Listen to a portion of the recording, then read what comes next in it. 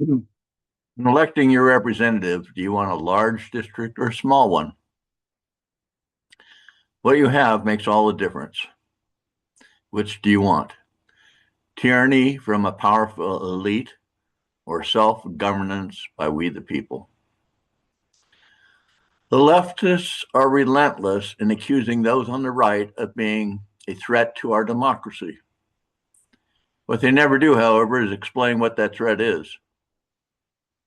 In America, we have a constitutional republic for which we elect representatives through a democratic process. Once elected, unless accountable to their constituency, we the people have no control. The fact is, our so-called democratic process, at least for Congress, has been intentionally engineered over the years to favor the power of big money and special interests over that of we the people. That, my friends, is our biggest threat to democracy.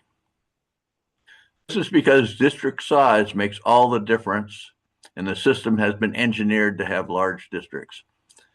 It really is that simple.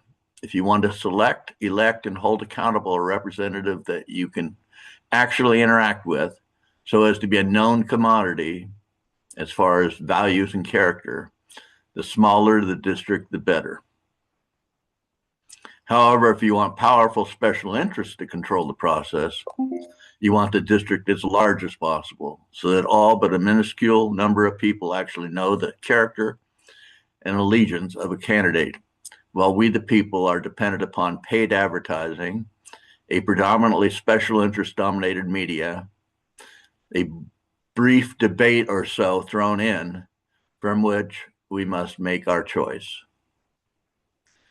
To guard against this tendency, the very first amendment proposed for our Bill of Rights was to set a maximum district size for the members of the House of Representatives.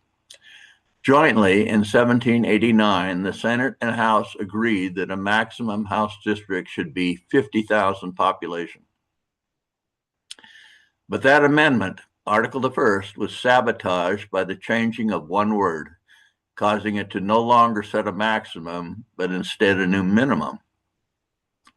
This is the only one of the 12 proposed amendments that was never ratified, and we the people suffer because of it. Currently, the average population size for a House district exceeds 750,000 and keeps growing. True self-government by we the people is not possible with such large districts. So what about the Senate? Originally, the state legislatures selected 2 senators for their state. Members of the legislatures were elected by we the people in a generally democratic and accountable manner. Those legislators selected the senators to represent the interest of their state. This neat arrangement for the Senate was determined to be problematic by those who wished to control the senators' allegiance. So the 17th Amendment was sold as a more democratic process, whereby each state is to elect its senators by a statewide popular vote of all eligible voters. Thus, again, with such large population, a statewide sized district, big money and special interests all too often control the allegiance of who gets on the ballot and who wins. So don't be surprised that we the people aren't in control of our representatives, as all too many develop other allegiances than to we the people in order to get the backing needed to win.